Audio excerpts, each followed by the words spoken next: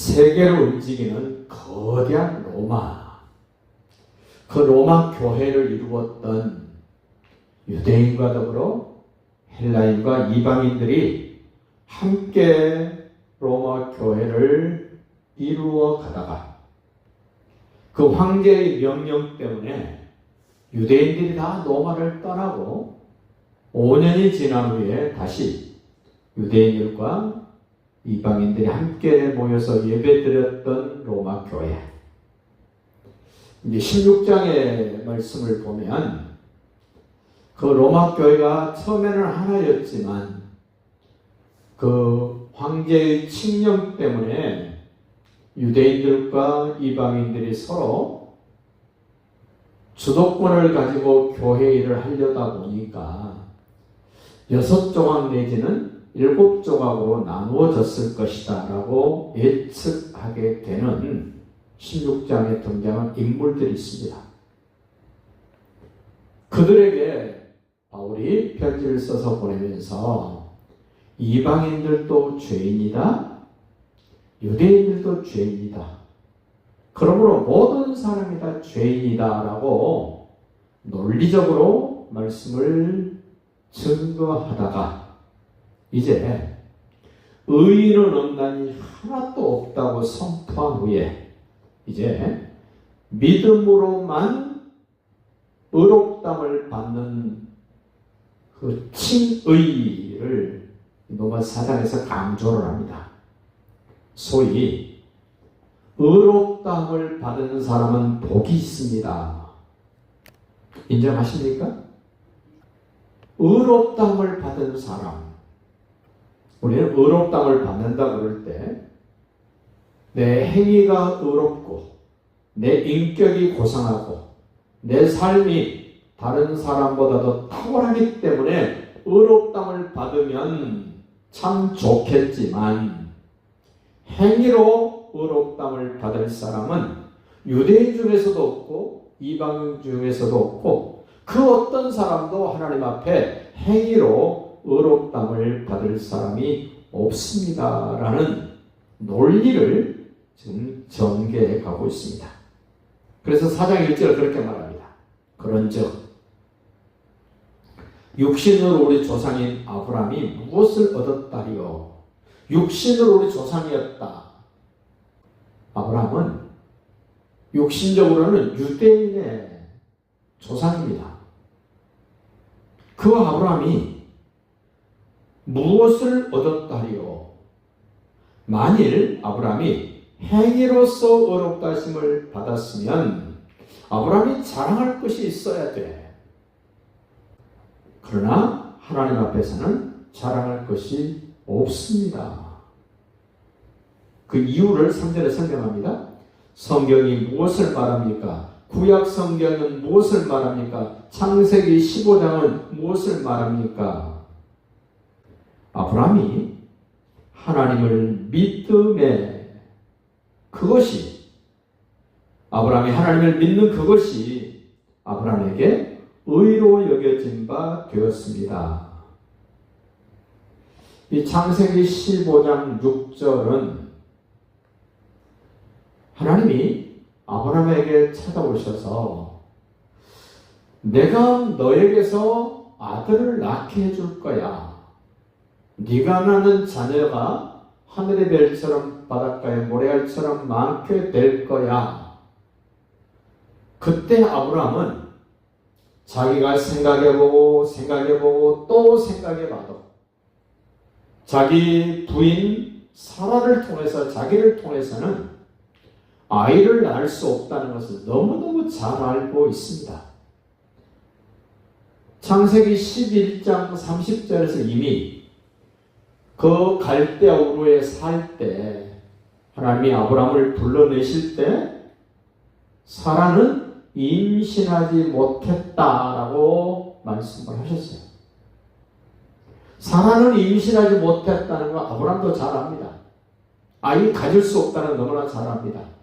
그런데 하나님이 네 몸에서 너와 사라 사이에서 아이가 태어날 거야. 그렇게 말씀하신 하나님을 아브라함이 믿은 거예요. 그 하나님을 믿은 겁니다. 그렇게 말씀해 주신 하나님을 믿는 겁니다. 말씀해 주신 대로 이루실 하나님을 인정하고 받아들이고 신뢰하는 것을 지금 여기 믿었다라고 말하고, 그 하나님을 믿음으로 아브라함이 의롭다함을 받았다. 우리는 행위로 의로워진다는 말과 오해가 생길 것 같으니까 창세기 15장은 믿음으로 의로워진 것을 말씀하고 있고, 창세기 16장은 이집트에 갔을 때 종으로 데려왔던 하갈에 의해서 이스마엘을 낳게 되는 것이 창세기 16장입니다. 그리고 17장에 가서 할례를 받습니다. 15장에서 의로워진 아브라함이 16장을 건너뛰고 17장에서 할례를 받습니다. 의로워진 사람이 의롭다함을 받은 증거를 자기 몸에 지닌 할례라고 생각을 하시면 훨씬 더 이 로마서 4장을 이해하는 데 도움이 됩니다.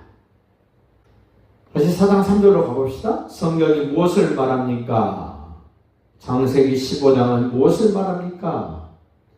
아브라함이 하나님을 믿음에 그것이 그에게 의로 여겨진 바 되었습니다. 믿음의 대상이 분명합니다. 하나님입니다. 말씀하신 하나님, 말씀하신 대로 이루실 하나님을 끝까지 신뢰하는 것, 그것을 보고 믿음, 그 믿음을 하나님은 의롭다고 선언하신 것입니다. 하나님을 믿음에 그것을 의로 여기게 되었다. 믿음도 하나님의 선물입니다. 의롭다함을 받은 것도 하나님의 선물입니다. 죄사함 받는 것도 선물입니다. 구원받는 것도 선물입니다. 우리의 행위로 되는 것이 아닙니다. 이렇게 복 있는 사람, 하나님을 믿을 줄 아는 사람, 복 있는 사람입니다. 어떤 믿음입니까? 나의 형편과 처지와 환경하고 상관없이 하나님이 내게 말씀으로 약속하시면 하나님이 그 약속을 반드시 이루실 줄로 그분을 신뢰하는 것, 그것을 믿음이라고 말하고, 그렇게 하나님을 믿고 신뢰할 때 하나님은 나에게 너 의로운 사람이다라고 선언해 주시는 것입니다. 그래서 4절 말씀합니다.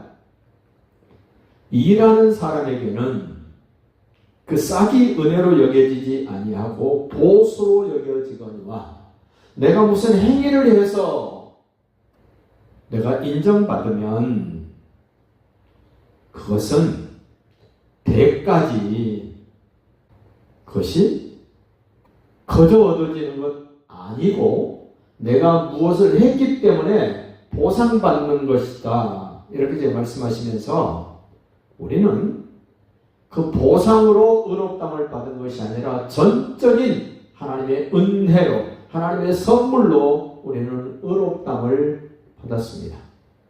최초로 의롭다함을 받은 아브라함이 지금 행위로 의로워진 것이 아니라 믿음으로, 은혜로 의로워졌습니다 라고 우리에게 좀 가르쳐 주시는, 다시 5절 봅시다. 일을 아니할지라도 아무런 노력, 아무런 행위 하지 않았을지라도 경건하지 아니한 자를 의롭다 하시는 일을 믿는 자에게는, 그러니까 4절을 빼버리고 5절만 이야기하면 이해가 안 됩니다.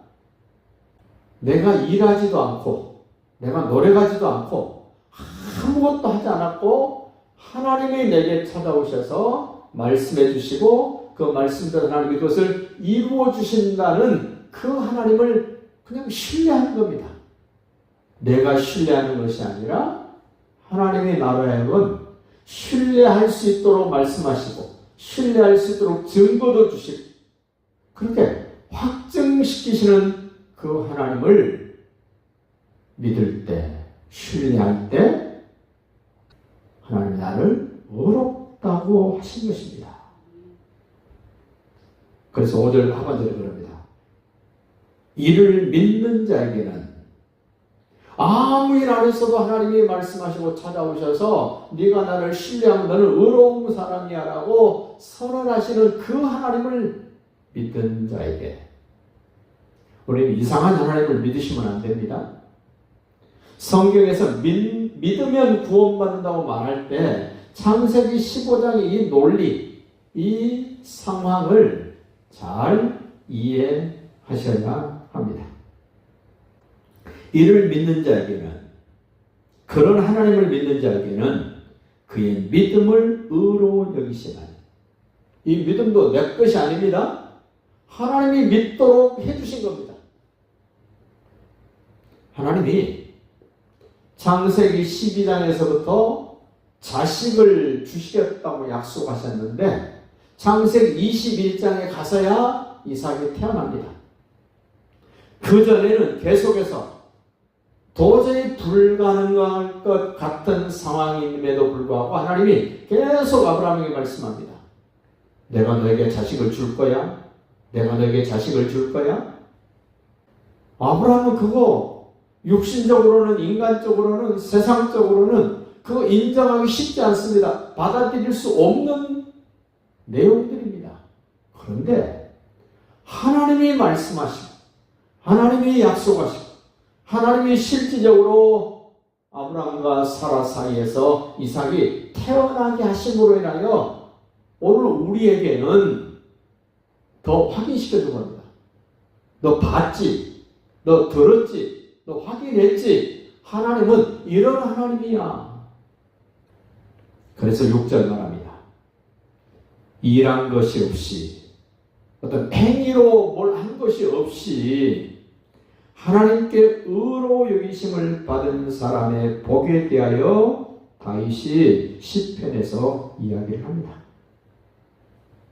아무것도 안 했는데, 아무 행동도 안 했는데 그 의롭담을 받은 사람은 복 있는 사람이다. 우리는 세상 가치의 복 참 좋아하고 따라갑니다. 근데 성경에서 말하는 진짜 복 있는 사람은 소유가 많은 것이 복이라고 말하지 않습니다. 잘 먹고 잘 사는 것을 복이라고 말하지 않습니다. 여기 말하시는 복을 보십시오. 하나님께 의로 여기심을 받은 사람의 복에 대하여 다윗이 기록하고 읊조렸습니다. 어떤 복인가 봅시다. 7절. 불법이 사함을 받고, 이 불법 누가 했습니까? 내가 했습니다. 우리가 했습니다. 끈질기게 불법을 했습니다. 불의를 행했습니다. 그런데 사함을 받은 사람 복이 있습니다. 그냥 용서해 주시는 겁니다. 예수가 하나님 아들 그리스도라고 믿는 사람은 불법, 불의를 사해 주시는 하나님, 죄가 가려짐을 받은 사람들은 복이 있다. 내가 죄가 있습니다. 여러분도 죄가 있습니다. 그런데 그것을 예수 피로 덮고 예수 피로 씻어버리고 그 사람 복이 있다 그럽니다. 우리 기독교의 논리는 하나님의 은혜가 아니면 이해할 수 없습니다. 하나님의 사랑이 아니면 이해할 수 없고 성령의 조명이 없이는 이해할 수 없는 우리 기독교 교리입니다. 도저히 이해 안 된다 그럽니다. 그런데 하나님의 선택을 받고 은혜를 입고 사랑을 받고 성령의 인도를 받은 사람들은 도저히 이해 안 되는 것들이 이해가 된다 그럽니다. 깨달아졌다 그럽니다. 확실히 있다 그럽니다. 그래서 8절 말합니다. 주께서 그 죄를 인정하지 아니하실 사람은 복이 있도다. 왜 인정 안 합니까? 예수님이 우리 죄값을 다 지불하시고 무죄 석방을 하신 겁니다. 소위 사면을 해준 겁니다. 사면. 죄가 있음에도 불구하고 죄 없는 것처럼 하나님이 인정해 주시는 겁니다. 그런 사람은 복이 있다. 말씀을 정리해 봅시다. 아무런 행위가 뒷받침되지 않아도 그렇게 약속하시고 말씀하신 것을 친히 이루시는 하나님을 신뢰하는 사람을 의롭다고, 이렇게 의롭다를 받은 사람 복이 있습니다. 그럼 정말 복 있는 사람이 누굽니까? 나입니다. 우리입니다. 자신의 행위로 아무것도 한 것이 없는데 은혜로 의롭게 된 사람 복이 있습니다. 누굽니까? 나입니다. 우리입니다. 죄에 대하여 사함을 받은 사람이 복이 있습니다. 죄는 내가 지었는데, 불법은 내가 행했는데 하나님이신 예수님이 대신 대가를 지불하시고 죄 사함을 받은 사람 복이 있다. 우리는 복 있는 사람입니다.